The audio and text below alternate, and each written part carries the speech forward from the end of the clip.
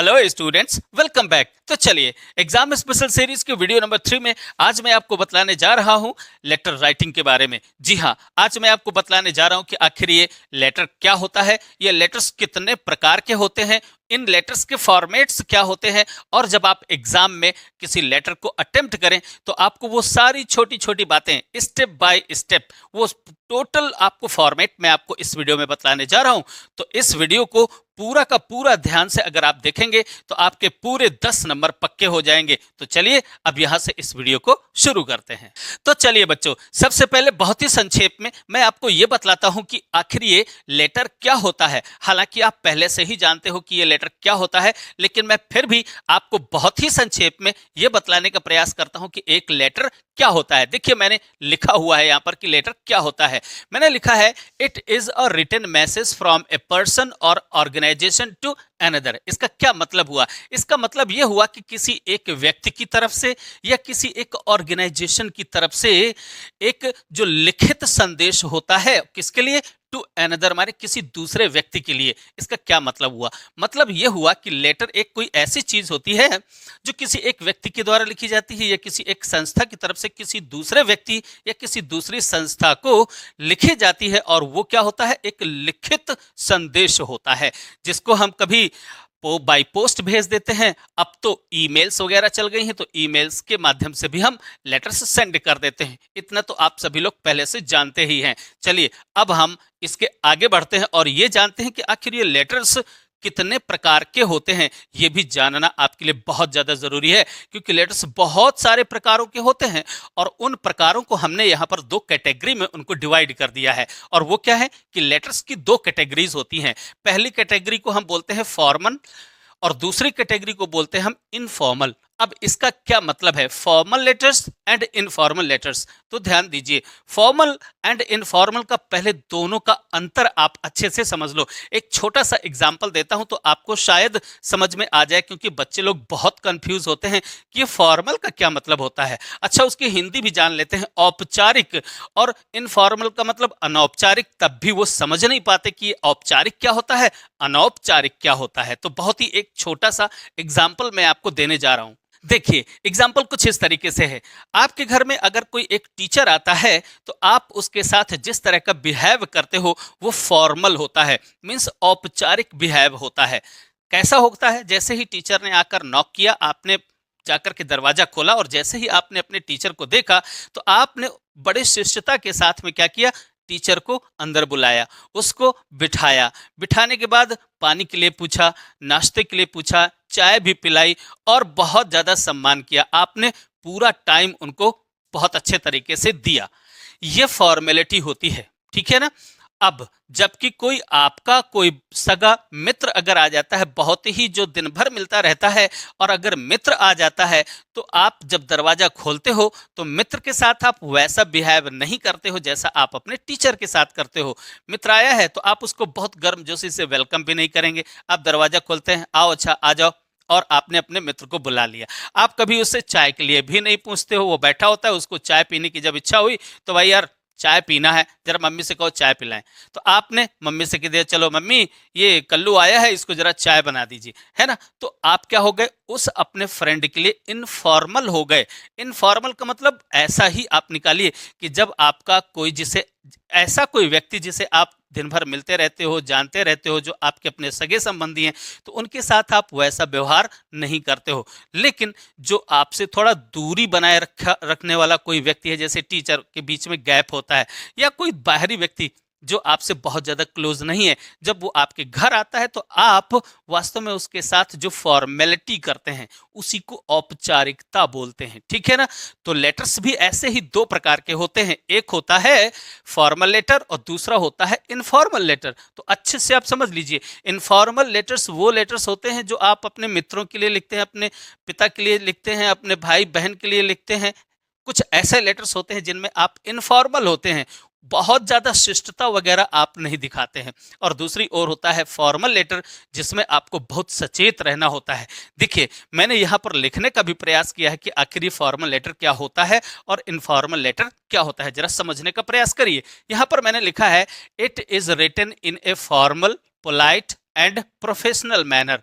ध्यान दीजिए, ये आप किसी ऐसे व्यक्ति को लिख रहे हैं जिससे आप बहुत अच्छे तरीके से परिचित नहीं हैं। वो कोई भी ऐसा व्यक्ति है जिससे आप पर्सनली नहीं जानते हैं। तो किसी ऐसे व्यक्ति को अगर आप पत्र लिखेंगे तो आपको क्या होना पड़ेगा?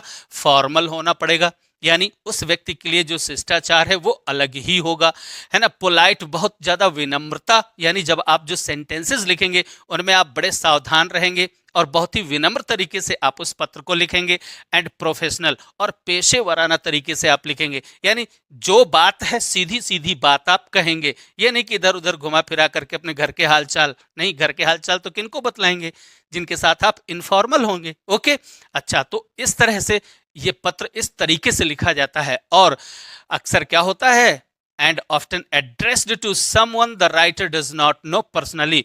और अक्सर ऐसा होता है कि ये जो फॉर्मल लेटर्स होते हैं, ऐसे व्यक्तियों को संबोधित किए जाते हैं या लिखे जाते हैं जिनको आप पर्सनली नहीं जानते हो। ठीक है, तो इन्हें कहते हैं फॉर्मल लेटर्स। और इन फॉर्मल लेटर्स की बहुत सारी कैटेगरीज हैं। अब ये फॉर्मल लेटर्स कितने प्रकार के होते हैं? वैसे तो बहुत सारे प्रकार के होते हैं, लेकिन 6-7 प्रकार तो मैंने यहीं पर आपको लिख दिए हैं। वैसे आप देखेंगे तो जितने इश्यूज होंगे उतने ही प्रकार के ये फॉर्मल लेटर्स भी हो जाएंगे। देखिए यहाँ पर क्या लिखा है, देखिए टाइप्स में मैंने लिखा है लेटर्स टू गवर्नमेंट ऑफिशियल्स। अब अगर आप किसी गवर्नमेंट ऑफिशियल्स को जो लेटर्स लिखते हैं वो फॉर्मल लेटर्स ही होते हैं, ठीक है ना। उनको लिखने का अपना तरीका, जो मूड होता है, जो टोन होती है, वो आपकी बहुत ही पोलाइट होती है, फॉर्मल होती है और प्रोफेशनल होती है। ओके, जैसे बिजनेस लेटर्स आप लिखते हैं या कंप्लेंट लेटर्स, और जी हाँ, यही आपसे पूछा भी जाएगा, कंप्लेंट लेटर्स ही एग्जामिनेशन में रखे होंगे। मैं आज आपको एक ऐसा ही कोई कंप्लेंट लेटर लिख करके दिखलाऊंगा, पूरा का पूरा फॉर्मेट ही करके आपको मैं दिखाऊंगा, और आपको कहाँ कैसे कैसे किन 3 लाइनों को छोड़ करके और कौन कौन सी बातें आपको लिखनी है, ये सब कुछ मैं आपको लिख करके बतलाऊंगा। इसलिए पूरे वीडियो में मेरे साथ बने रहिएगा। चलिए देखते हैं जरा, जॉब एप्लीकेशन लेटर्स होते हैं या लेटर ऑफ इंक्वायरी होते हैं, कवर लेटर्स होते हैं, लेटर्स ऑफ रेजिग्नेशन होते हैं, और भी बहुत सारे प्रकार के लेटर्स होते हैं। अब आपको जिस प्रकार का लेटर सीखना है, जानना है कि वो कैसे लेटर लिखे जाते हैं, तो आप मुझे पर्सनली कमेंट करके बतला सकते हैं कि सर मुझे इस तरह का लेटर सीखना है, तो मैं आपको वैसा करके बतला दूंगा। फिलहाल तो मैं एग्जामिनेशन की दृष्टि से आपको कंप्लेंट लेटर्स लिखना सिखाऊंगा। ओके, फिर चलिए आगे बढ़ते हैं और देखते हैं कि इनफॉर्मल लेटर्स क्या होते हैं। वैसे भी मैंने आपको बतलाया कि इनफॉर्मल लेटर्स कैसे होंगे, अब आप तो बड़ी आसानी से अंदाजा लगा सकते हैं, फिर भी मैंने लिख दिया है। देखिए जरा, it is written in a casual and conversational style. तो चूंकि आप अपने फ्रेंड के लिए, अपने माताजी, अपने पिताजी, अपने सिस्टर, अपने रिलेटिव्स को आप लिख रहे हो, जिनसे आप मिलते जुलते रहते हो, बहुत अच्छे तरीके से परिचित हो जाते हैं, तो थोड़े से कैजुअल हो जाते हैं आप उनके साथ में। और कन्वर्सेशनल स्टाइल में, यानी जैसे बातचीत करने वाली शैली में आप इस पत्र को लिखते हो, पॉइंट टू पॉइंट नहीं रखते हो, आप अपनी पर्सनल बातें भी उनसे शेयर कर सकते हो। तो ऐसे होते हैं ये फॉर्मल लेटर्स, ठीक है ना। And often addressed to a friend और फैमिली मेंबर और लव्ड वंस, यानी जिनसे आप प्रेम करते हैं, फैमिली के मेंबर्स होते हैं, अपने फ्रेंड्स लोगों के लिए आप ये पत्र लिखते हो, ठीक है। ये पत्र भी कई प्रकार के होते हैं, जरा देख लीजिए ये कैसे कैसे हो सकते हैं। पर्सनल लेटर्स हो सकते हैं, तो पर्सनल लेटर्स में फ्रेंड्स और रिलेटिव्स, आपके अपने जो फैमिली मेंबर्स हैं, उनके लिए आप किसी भी तरीके का, किसी भी टॉपिक पर आप कोई भी लेटर लिख सकते हो। फिर थैंक यू लेटर्स आ जाते हैं। लेटर्स टू पेन पाल्स होते हैं। पेन पाल्स कौन होते हैं? पेन पाल्स वो होते हैं हमारे ऐसे मित्र जिनको हम पर्सनली मिलते नहीं हैं, बस केवल पत्राचार के माध्यम से ही हम उनको जानते हैं और हमारी दोस्ती हो गई है, ठीक है ना। तो ऐसे पेन पाल्स भी होते हैं। लेटर्स ऑफ अपॉलॉजी, यानी क्षमा मांगते हुए आप किसी को लेटर लिखते हो। लेटर्स ऑफ कंडोलेंस होते हैं, लेटर्स ऑफ इनविटेशंस होते हैं, लेटर्स ऑफ कंग्रेचुलेशंस होते हैं, और भी कई प्रकार के, यानी बहुत सारी इश्यूज होते हैं हमारे जीवन में, बहुत सारे टॉपिक्स होते हैं। तो जिन टॉपिक्स पे आप लेटर्स लिखते हो वो उसी प्रकार का एक लेटर बन जाता है। क्लियर? तो इस तरीके से आपने जाना कि ये लेटर्स 2 प्रकार के होते हैं, अगर हम कैटेगरी वाइज देखें, फॉर्मल एंड इनफॉर्मल, और इन दोनों को ही लिखने का बिल्कुल सही तरीका आपको मालूम होना चाहिए। अब चलिए आगे बढ़ते हैं, और एक कंप्लेंट लेटर, मैं आपको यहाँ एक क्वेश्चन लिख रहा हूं, जैसा कि वहां एग्जामिनेशन में लिखा हुआ आएगा, और फिर आपको कैसी कैसी सावधानियां बरतते हुए और आपको एक पूरा लेटर लिखना चाहिए, लेटर की शुरुआत कैसे करनी चाहिए, और जो फिक्स्ड लाइनें हैं उनको भी याद कर लेना चाहिए। ठीक है, तो चलिए आज मैं आपको एक फॉर्मल लेटर करके आपको यहां पर दिखला रहा हूं। आगे बढ़ते हैं। तो ये देखिए बच्चों, बोर्ड एग्जाम में जब आप क्वेश्चन पेपर हल कर रहे होंगे तो वहां पर क्वेश्चन नंबर 3 के रूप में कुछ ऐसा क्वेश्चन लिखा होगा जिसमें आपसे एक कंप्लेंट लेटर लिखने के लिए कहा जा सकता है, और वो क्वेश्चन पूरे के पूरे 10 नंबर कैरी करेगा। ध्यान रखिएगा, पूरे के पूरे 10 मार्क्स। एंड ये पूरे के पूरे 10 मार्क्स आप स्कोर भी कर सकते हैं, लेकिन कैसे, उसके लिए अब यहां से आपको इस पूरे वीडियो को बहुत अच्छे से देखना होगा, समझना होगा। डरना तो बिल्कुल भी नहीं है, क्योंकि आप लिखेंगे जो, वो तो केवल अपने स्टैंडर्ड से लिखेंगे, और जैसा भी आप लिख सकते हैं उसके अनुसार आपको ये पूरे के पूरे 10 अंक मिल सकते हैं। लेकिन केवल आपको वो कुछ स्टेप्स फॉलो करने पड़ेंगे। मैंने वो स्टेप्स भी यहाँ पर लिखे हुए हैं। अब ये सारे के सारे स्टेप्स मैं आपके सामने लेने जा रहा हूँ, अर्थात वैसा लिख करके दिखाने जा रहा हूँ जैसा आपको लिखना है। बहुत ही सिंपल है ये सब कुछ करना, बस केवल आप डरते हैं, बस केवल इसलिए आप नहीं लिख पाते, अन्यथा ये सब कुछ बहुत इजी है। कैसे, चलिए मैं आपको करके दिखलाता हूं। सबसे पहले तो क्वेश्चन को पढ़ते हैं बहुत अच्छे तरीके से, क्योंकि वहां पर जो हिंट्स दी गई हैं उन्हीं हिंट्स के अकॉर्डिंग ही आपको ये पूरा का पूरा एक लेटर लिखना होता है। तो इसलिए क्वेश्चन को बहुत अच्छे से पढ़िए और फिर स्टेप बाय स्टेप मुझे जरा फॉलो करिए। बिल्कुल वैसे ही सोचना है जैसे मैं सोचता हूं। जरा देखते हैं क्वेश्चन क्या लिखा हुआ है। यू आर राम या सीता। अगर आप बॉय हैं तो फिर आपको राम लिखना होगा सबसे नीचे एक सिग्नेचर के रूप में, या फिर अपना नाम के रूप में। और अगर आप गर्ल्स हैं यानी लड़की हैं तो सीता। अब आपको अपना नाम बिल्कुल भी नहीं लिखना है। ओके, अच्छा आगे बढ़ते हैं। और आपको बताया गया क्या है, आप रेजिडेंट ऑफ दिस, ये आपके घर का और जहां भी आप रहते हैं उसका एड्रेस लिखा हुआ है। ठीक है, इसी एड्रेस को लिखना है, आपको अपना ओरिजिनल एड्रेस नहीं लिखना है। यहां पर जो आपको हिंट दिया जाएगा उसके अकॉर्डिंग आपको एड्रेस लिखना है। चलिए एड्रेस हो गया। फिर यहां पर वो इशू लिखा हुआ है, यानी वो बात लिखी हुई है जिस बात पर आपको लेटर लिखना है। बात क्या है, जरा देखिए। There is a big heap of bad smelling garbage. यहां पर बहुत बुरी तरह से दुर्गंध युक्त जो कूड़ा करकट है, गार्बेज है, वो कहीं पर इकट्ठा है, यानी एक बड़ा सा ढेर लगा हुआ है। Lying on the side of the main road, यानी मेन रोड के ठीक बगल में एक बड़ा सा गंदगी का ढेर लगा हुआ है। ठीक है ना, near the bus stand, bus stand के नजदीक। क्लियर, ये आपकी प्रॉब्लम है। और इसके साथ थोड़ा सा और कुछ हिंट्स दिए गए हैं।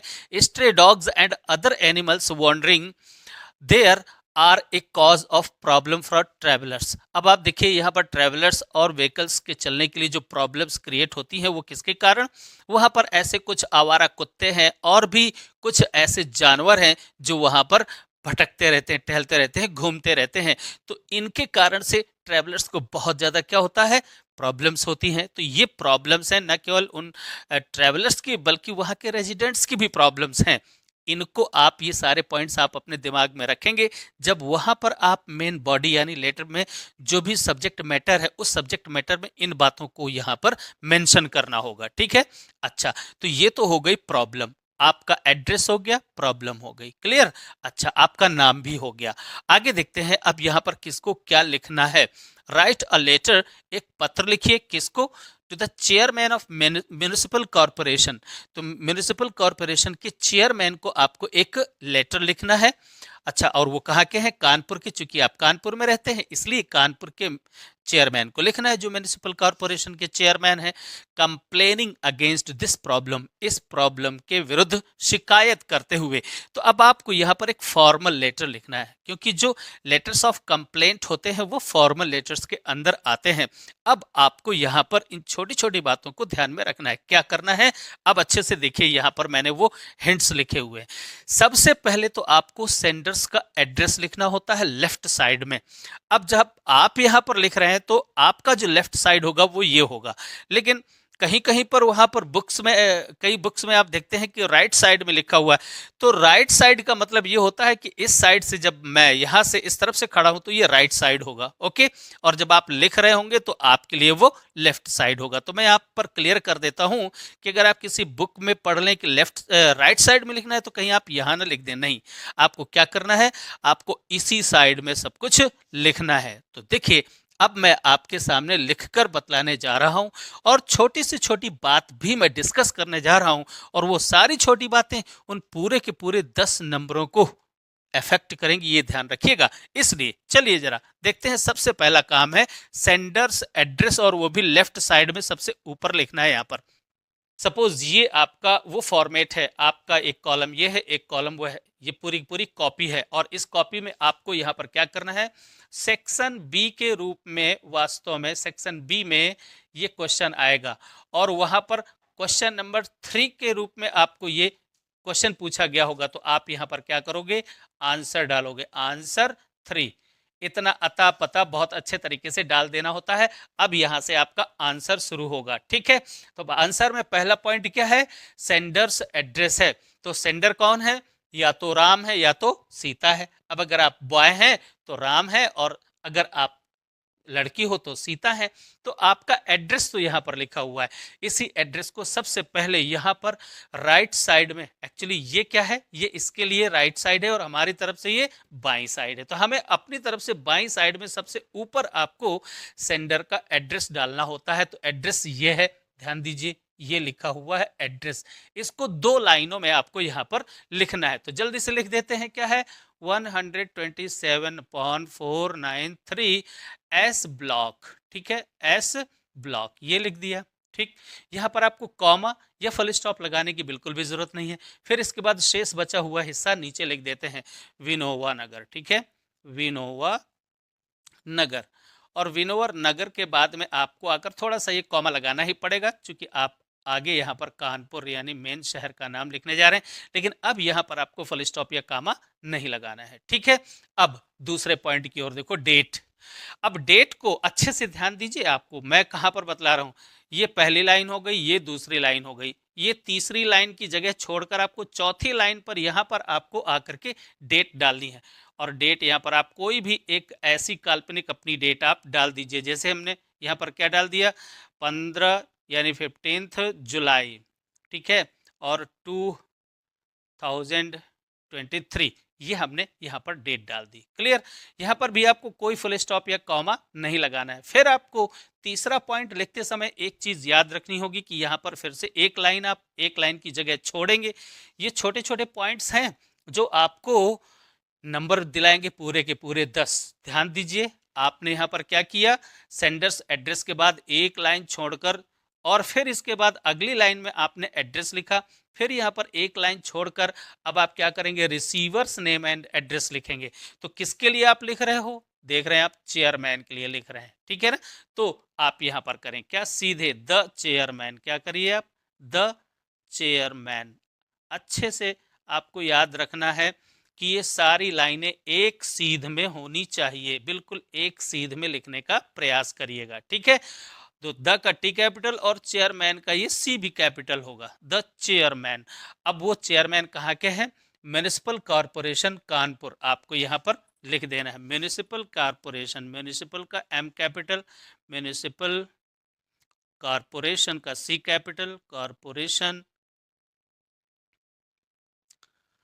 और इसके बाद आपको यहाँ पर आकर के कानपुर लिख देना है। क्लियर। आपको कहीं कोई कामा या कोई फुल स्टॉप नहीं लगाना है। तो ये 3 पॉइंट्स हुए। अब सब्जेक्ट नंबर 4। अब सब्जेक्ट में यहाँ पर नीचे आपको क्या करना चाहिए, हालांकि आप सब्जेक्ट को ऐसे भी लिख सकते हैं, सब्जेक्ट यानी एस को अकेले कैपिटल बना करके और सब्जेक्ट ऐसे लिख सकते हैं। लेकिन अगर आप चाहे तो पूरा का पूरा आप कैपिटल लेटर में भी लिख सकते हैं, ठीक है।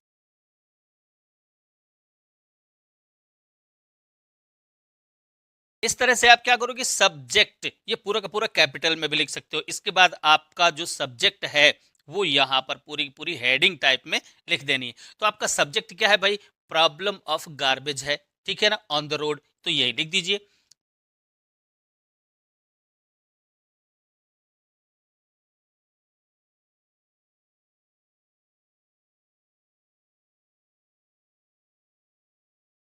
ये लीजिए, ये आपका वास्तव में ये है वो सब्जेक्ट जिस पर आप वास्तव में एक कंप्लेन लिखने जा रहे हो, ठीक है। अब चलिए यहाँ पर पॉइंट नंबर 5 सैल्यूटेशन, शुरुआत करते हैं अगली स्लाइड से। मैं इसको मिटाने जा रहा हूं, बस इसी को मिटा करके मैं यहां से इस पॉइंट नंबर 5 को लिखना शुरू करता हूं। तो चलिए आगे बढ़ते हैं। तो अब देखिए पॉइंट नंबर 5 है सैल्यूटेशन। ये बहुत ही ज्यादा इंपॉर्टेंट होता है। जब कभी आप किसी फर्म के मैनेजर को, किसी ऑफिसर को अगर आप सैल्यूटेशन यानी अभिवादन लिखें तो आप वहां पर डियर सर या डियर मैडम का प्रयोग कर सकते हैं, ठीक है ना। लेकिन अगर आप कहीं दूसरे ऑफिशियल को या किसी गवर्नमेंट ऑफिशियल को अगर आप कोई लेटर, कंप्लेंट लेटर लिख रहे हो, तो वहां पर आप केवल सर या केवल मैडम भी लिख सकते हो। लेकिन जब हम इनफॉर्मल लेटर लिखते हैं तो वहां पर सैल्यूटेशंस कुछ दूसरे होते हैं। तो फिर ये बात आप याद रखिए। वैसे सबके लिए आप केवल सर या मैडम लिख दें तो चलता है, या रिस्पेक्टेड सर या रिस्पेक्टेड मैडम भी लिख दें तो भी चलता है। मैं यहां पर केवल और केवल सर का प्रयोग कर रहा हूं, नो प्रॉब्लम, ठीक है ना। क्योंकि यहां पर क्या है, ये चेयरमैन है, चेयरमैन के लिए मैं सर। अगर चेयरमैन कोई महिला है तो महिला के लिए आप मैडम भी लिख सकते हो, या आप रिस्पेक्टेड सर भी लिख सकते हो। ओके, चलिए, तो ये तो हो गया सैल्यूटेशन। अब आते हैं, असली बात है सब्जेक्ट मैटर। अब सब्जेक्ट मैटर आप यहां पर से देखिए अच्छे से, और सब्जेक्ट मैटर को देखने के बाद अपने हिसाब से आपकी अपनी जो सामर्थ्य है उस सामर्थ्य के अकॉर्डिंग आप सेंटेंस बनाना शुरू करें। आपको सिंपली चाहिए कि यहां पर से जो आप पहला सेंटेंस लिखने जा रहे हो, उस पहले सेंटेंस की शुरुआत के लिए आपको अच्छे से रट लेनी चाहिए। बस ये शुरुआत अगर आपने अच्छे से कर दी तो फिर आप अपने छोटे मोटे सेंटेंसेस अगर ग्रामेटिकली थोड़े से रॉन्ग भी हैं तो भी चलेंगे, लेकिन ये शुरुआत एक प्रॉपर वे पे होनी चाहिए। बस तो आपको यहाँ पर जब आप इस सब जो मेन सब्जेक्ट है, आपका जो सब्जेक्ट मैटर है, उसकी शुरुआत करने के लिए बस केवल आपको अधिकतम 1 या 2 सेंटेंसेस रटने पड़ेंगे। बस भाई इतना के लिए करना है, आप पूरे के पूरे 10 अंक प्राप्त कर सकते हो। चलिए, मैं आपको यहाँ पर पहले लिख देता हूँ पूरा का पूरा सब्जेक्ट मैटर, फिर इसके बाद आप देखेंगे कि ये कितना आसान है। तो चलिए मैं यहाँ पर शुरू करता हूँ।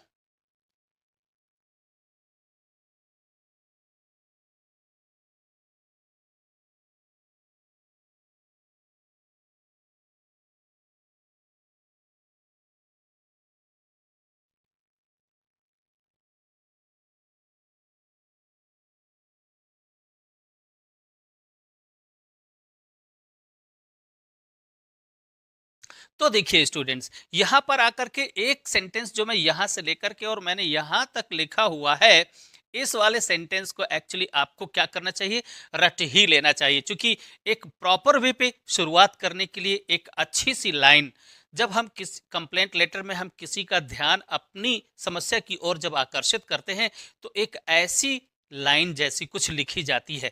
अब अगर आप इसी लाइन को लर्न कर लेते हैं और फिर ऐसी शुरुआत करते हैं तो आपका जो सब्जेक्ट मैटर है उसकी शुरुआत, आपको एक अच्छी शुरुआत मिल जाएगी। तो बस आपको 1 या 2 लाइनें याद करके और बस उसका जो मेन इशू है, यानी जो मेन मुद्दा है, उस मेन मुद्दे को आप अपने शब्दों में जैसा भी कर पाए, जिस तरह से लिख पाए वैसा लिख दीजिए। देखिए मैंने शुरुआत कैसे करी है, I would like to bring your kind notice the problem.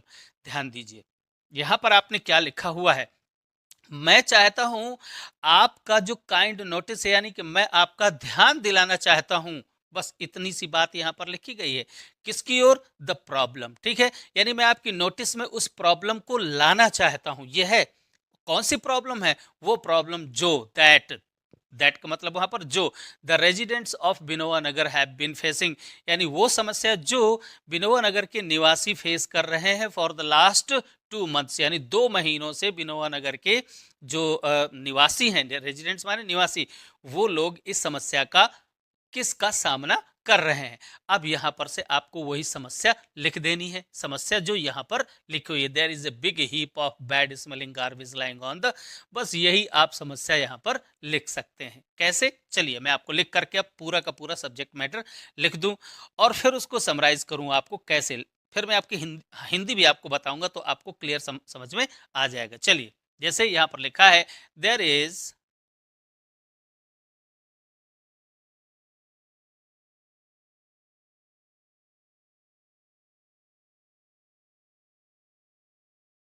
तो देखिए बच्चों, मैंने यहाँ पर थोड़ा सा चेंज किया है। यहाँ पर क्या लिखा है, there is a big heap of bad smelling garbage lying on the side of the main road just near the bus stand.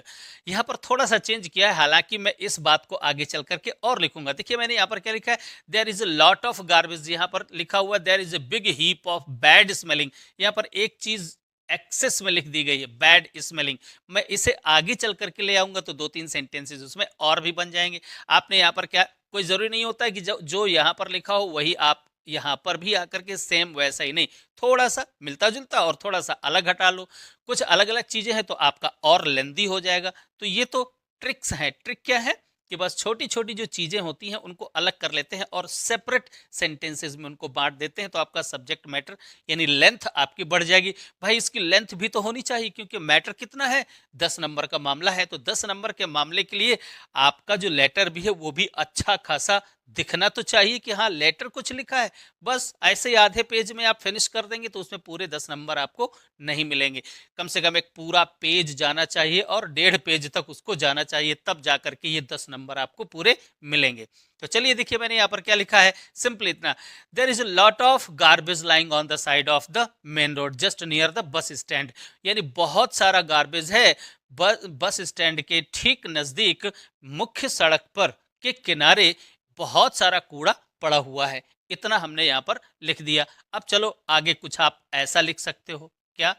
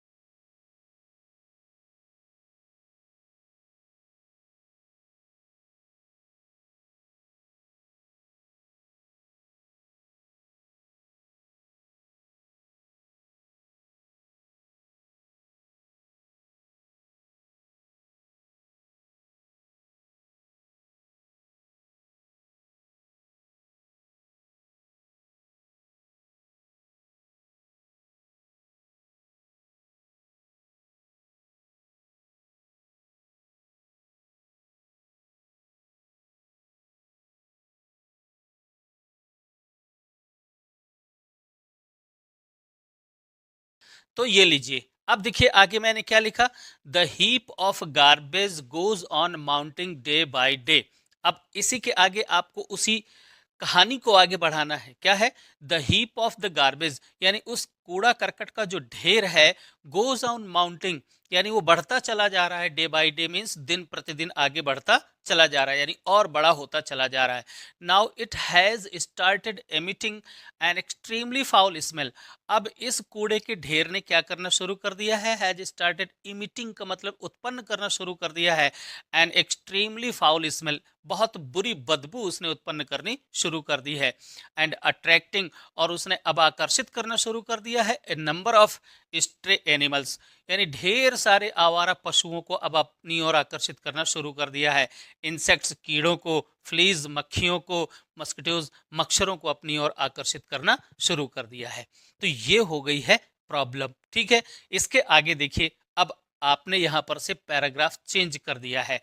अब यहां से चूंकि थोड़ा सा विषय चेंज हो रहा है, इसलिए यहां से आपने पैराग्राफ चेंज करके अब देखिए क्या आगे लिखा, we the residents of Vinoba नगर यानी हम जो विनोवा नगर के जो रेजिडेंट्स हैं यानी निवासी लोग जो हैं, उन्होंने क्या किया है, have already made many requests यानी हम लोगों ने पहले ही बहुत बार यानी कई बार रिक्वेस्ट कर चुके हैं और कंप्लेंट्स भी कर चुके हैं टू द कंसर्न्ड अथॉरिटीज, जो संबंधित अथॉरिटीज हैं उनसे हम कई बार यानी हम लोग जो विनोवा नगर के जो निवासी लोग हैं कई बार शिकायत कर चुके हैं, उनसे रिक्वेस्ट कर चुके हैं, बट लेकिन यहाँ पर आप लगा सकते हैं बट, लेकिन no action has been taken so far, लेकिन अभी तक, सो फार मीन्स अभी तक कोई भी एक्शन नहीं लिया गया है। इट इज हाई टाइम और ये अब हाई टाइम है, अर्थात यही अब वो उचित समय है जब क्या करना चाहिए, द कंसर्न्ड अथॉरिटीज यानी संबंधित जो अथॉरिटीज हैं उनको टेक प्रॉम्प्ट एक्शन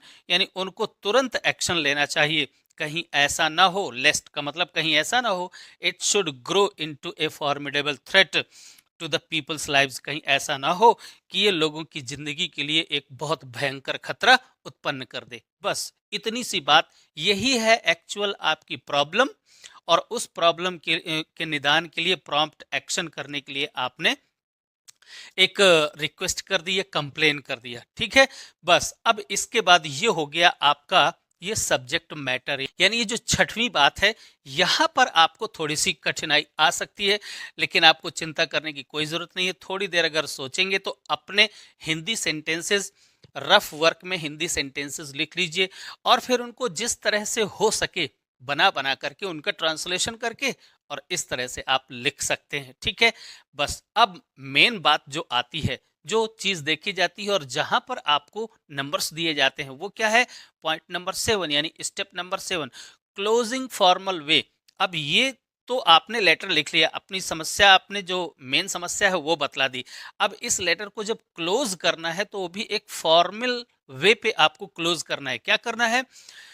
ये जो आपका फॉर्मल वे होगा, इतनी पूरी प्रॉब्लम और अपना जो सोल्यूशन करने के लिए जो आपने कंप्लेंट लिखी, उसके बाद जब आप लेटर को खत्म करें तो यहाँ पर आपको पॉइंट नंबर 7 में यहाँ पर आपको थैंकिंग यू लिखना है। ये फॉर्मल वे होता है, जब हम किसी को फॉर्मल लेटर लिखते हैं तो थैंकिंग और यू आपको ये लिखना है, कोई कॉमा, कोई फुल स्टॉप आपको नहीं लगाना है।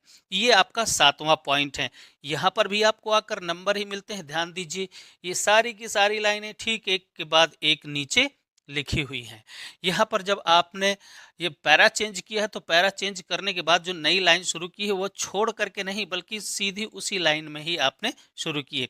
ये छोटी छोटी बातें हैं जो अगर आप याद रखेंगे तो निश्चित रूप से आपको 10 में 10 मिलेंगे, ठीक है। अच्छा, अब 8वां पॉइंट आते हैं, क्या है? Complimentary close. अब जब क्लोज करना होता है तो उससे पहले आपको एक सब्सक्रिप्शन देना होता है। अब वो सब्सक्रिप्शन का मतलब क्या होता है? आपको यहाँ पर इनफॉर्मल लेटर्स में ये योर्स सिंसियरली, योर्स फेथफुली या योर्स ट्रूली, आपको इस तरह से एक कॉम्प्लीमेंट्री क्लोज देना होता है। तो ठीक इसी के नीचे आप एक लाइन छोड़ करके क्या लिखेंगे? योर्स, और सिंसियरली आप यहां पर सिंसियरली लिख देंगे, ठीक। इस तरीके से ये आपका 8वां पॉइंट है, कॉम्प्लीमेंट्री क्लोज हम इसको बोलते हैं। और इसके नीचे आपको अपना नाम या सिग्नेचर लिख देना होता है। और आपका नाम क्या है? ध्यान दीजिए, या तो राम है और या तो सीता है। तो बस इसी नाम को आपको यहां पर लिखना है, राम या सीता, ठीक है। इस तरीके से आपका ये एक लेटर, यानी जो एक कंप्लेंट लेटर होता है, आप इसको लिख सकते हैं। इसका एक स्क्रीनशॉट ले लीजिए। पहले वाले हिस्से का भी आपने एक स्क्रीनशॉट ले ही लिया होगा, नहीं अगर लिया है तो जाकर पीछे रिवाइंड करके उसका भी एक स्क्रीनशॉट ले लीजिए। और विशेष रूप से आपने क्या सेंटेंसेस मैंने यहाँ पर बनाए हैं, आपको भी वैसे ही बना करके, और थोड़ी सी प्रैक्टिस तो भाई करनी ही पड़ेगी। सीधे जाकर एग्जाम हॉल में आप बैठ करके और ये सारी चीजें उतनी तेज गति से नहीं लिख पाएंगे जितना कि आपको वहां पर लिखना चाहिए, क्योंकि आपको एक आर्टिकल लिखना है, आपको एक लेटर लिखना है, आपको एक कॉम्प्रहेंशन करना है, आपको 2 लॉन्ग आंसर करने हैं, आपको फिर इसके बाद आगे चलकर एक पोएम का भी एक कॉम्प्रहेंशन आपको करना होगा, फिर उसमें वहां पर आपको एक सेंट्रल आइडिया भी करना होगा। बहुत सारा काम करना होता है। 3 घंटे में ही पूरे 100 मार्क्स का पूरा एक क्वेश्चन पेपर ही सॉल्व करना होता है। इसलिए सबके लिए ज़रूरी है कि इनकी पहले प्रैक्टिस कर लें। ज़्यादा सोच विचार करने का वहाँ पर टाइम नहीं होता है। आशा करता हूँ कि ये मेरी थोड़ी सी मदद आपको ज़रूर हेल्प पहुँचाएगी। और अगर आप घर पर थोड़ी सी प्रैक्टिस करते हैं तो ये सब कुछ बड़ा आसान हो जाएगा। मैं आपको अगले वीडियो में एक और लेटर लेकर के आऊँगा, जो कि बहुत ज़्यादा पूछा जाता है। Write a letter to the editor of a newspaper, यानी न्यूज़पेपर के एडिटर को एक आपको लेटर लिखना होगा। ऐसी ही कोई समस्या आपको बतलानी होगी। तो अगला वीडियो भी मैं आपको लेटर पर ही लेकर के आ रहा हूँ बहुत जल्द। अब मैं इस वीडियो को यहाँ पर फिनिश करता हूँ। अब मिलते हैं अगले वीडियो में, तब तक के लिए बाय।